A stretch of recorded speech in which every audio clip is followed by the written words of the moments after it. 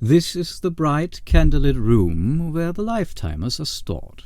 Shelf upon shelf of them, squat hourglasses, one for every living person pouring their fine sand from the future into the past.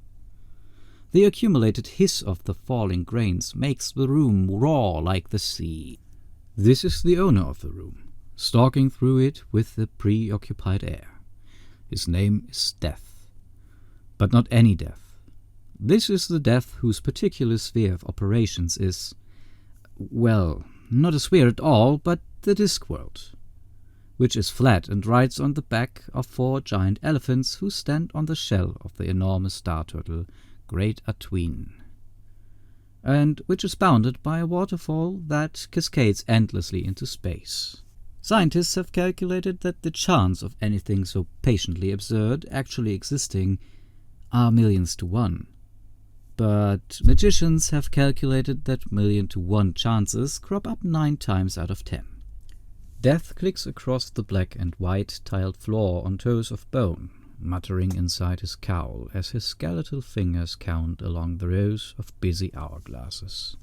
Finally he finds one that seems to satisfy him, lifts it carefully from its shelf and carries it across to the nearest candle. He holds it so that the light glints off it, and stares at the little point of reflected brilliance. The steady gaze from those twinkling eye sockets encompasses the world turtle, sculling through the deeps of space, carapace scarred by comets and pitted by meteors. One day, even Great Atween will die. Death knows. Now that would be a challenge. But the focus of his gaze dives onwards towards the blue-green magnificence of the disk itself, turning slowly under its tiny orbiting sun. Now it curves away towards the great mountain range called the Ramtops.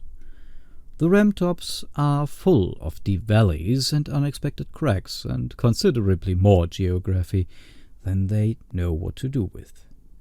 They have their own peculiar weather, full of shrapnel rain and whiplash winds and permanent thunderstorms.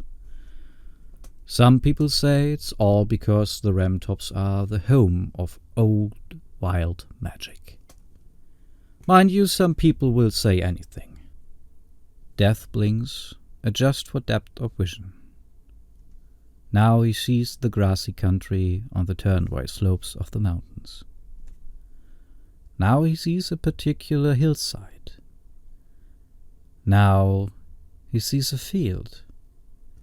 Now he sees a boy running. Now he watches. Now, in a voice like lead slabs being dropped on granite, he says, "Yes."